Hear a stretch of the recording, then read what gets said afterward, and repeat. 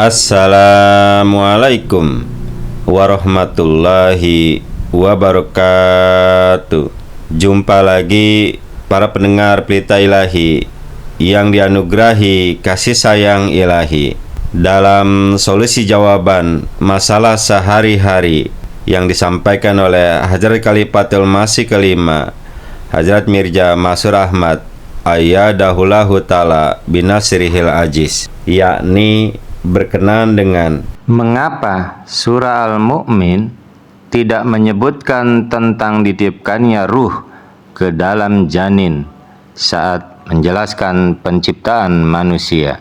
Ada seseorang dari Norwegia telah menulis surat ke Hadrat Amirul Mukminin Khalifatul Masih yang kelima Ayyadahullahu ta'ala binasrihil ajiz, merujuk pada surah Al-Mu'min yang berbunyi, artinya adalah Allah lah yang telah menciptakanmu dari tanah, kemudian dari air mani, kemudian dari segumpal darah, kemudian Allah Ta'ala mengeluarkanmu sebagai seorang anak, kemudian supaya kamu mencapai kedewasaanmu, lalu kamu menjadi tua, dan sebagian dari antaramu ada yang diwafatkan sebelum itu, dan supaya kamu sampai kepada batas waktu yang telah ditetapkan, dan supaya kamu menggunakan akal.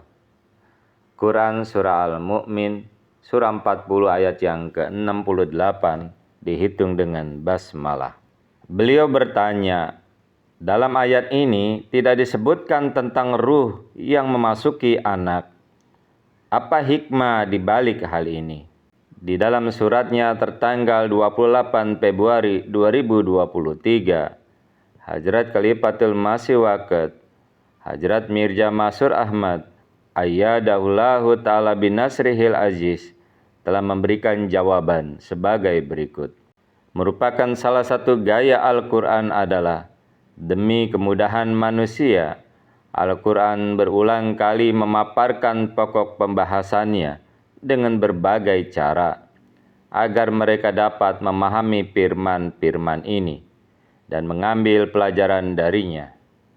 Oleh karena itu, Allah Subhanahu wa Ta'ala telah berfirman, yang artinya, dan sesungguhnya kami telah menerangkan secara berulang-ulang di dalam Al-Quran ini, supaya mereka mengambil nasihat, tetapi tidaklah menambah bagi mereka kecuali kebencian. Quran Surah Bani Israel, surah yang ke-17 ayat yang ke-42. Demikian pula Allah Subhanahu wa Ta'ala telah berfirman, dan sesungguhnya kami telah menjelaskan dengan berulang-ulang di dalam Al-Quran ini, demi kepentingan manusia, segala macam perumpamaan, tetapi dalam segala sesuatu manusialah yang paling banyak membantah. Quran Surah Al-Kahfi, Surah 18 ayat yang ke-55. Masalah penciptaan manusia juga merupakan masalah yang sangat penting dan memiliki hubungan yang mendalam dengan tahapan rohani seseorang. Sebagaimana Hadrat Masih Maud wa Imam Mahdi alaihissalam di dalam tulisan-tulisannya dengan mengutip Al-Quran telah menjelaskan secara komprehensif tahapan fisik dan rohani umat manusia, serta hubungan antara ilmu jasmani dan ilmu agama. Terdapat di dalam Jamimah Barahin Ahmadiyah bagian yang kelima, Rohani Khazain volume 21 halaman 186 sampai dengan 244. Oleh karena itu, Allah Subhanahu wa Ta'ala telah membahas penciptaan manusia di berbagai tempat di dalam Al-Quran dengan menggunakan beragam cara pengungkapan.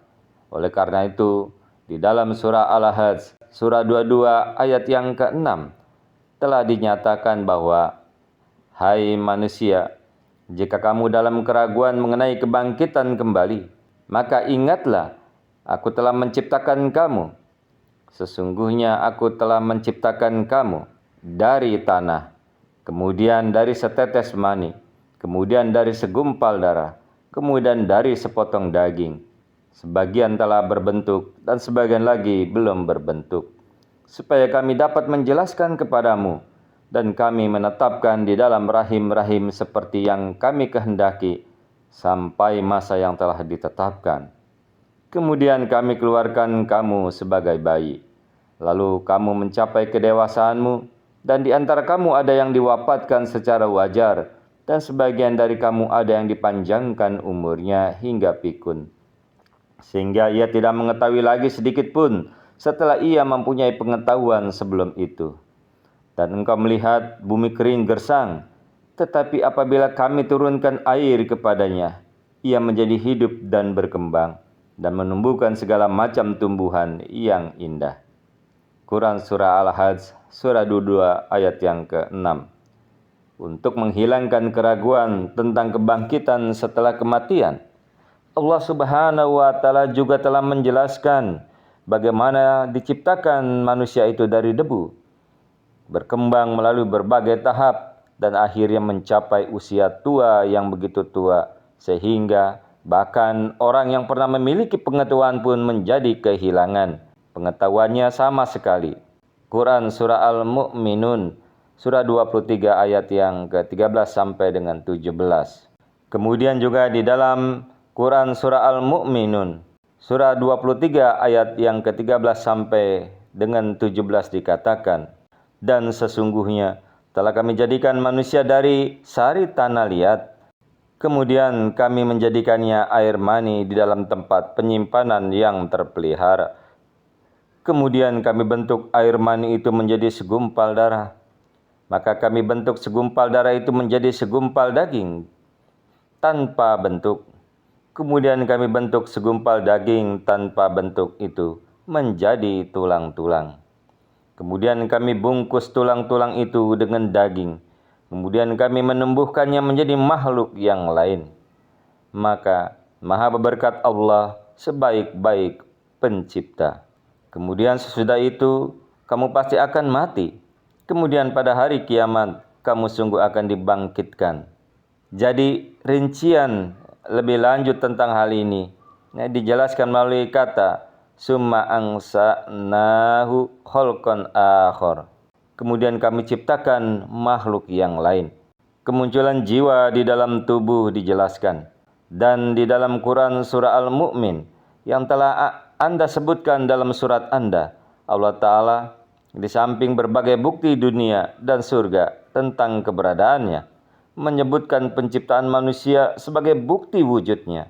Di dalamnya, setelah menyebutkan bagaimana manusia berbentuk dari debu dan melewati tahap-tahap mani dan gumpalan yang berpuncak pada kelahiran sebagai anak-anak dan akhirnya mencapai usia tua, juga dinyatakan bahwa sebagian orang mencapai batas akhir umur mereka, sementara yang lain meninggal lebih awal. Oleh karena itu, setiap kali Al-Quran membahas tema ini dalam konteks yang berbeda, ada tujuan yang jelas di baliknya. Terkadang dijelaskan secara rinci, dan di tempat lain disajikan lebih ringkas lagi. Namun karena satu bagian Al-Quran juga berfungsi sebagai penjelasan bagian yang lainnya, kita tidak dapat mengklaim bahwa apapun yang diungkapkan di dalam Al-Quran tidaklah lengkap. Secara keseluruhan, pokok-pokok yang disajikan di dalam Al-Quran diuraikan secara komprehensif dan sangat jelas sekali. Itulah ya, para pendengar Pelita Ilahi yang dapat disampaikan. Mudah-mudahan kita dapat memahami apa yang telah disampaikan oleh Hajar Khalifatul Masih Waqed. Allahumma amin. Assalamualaikum warahmatullahi wabarakatuh.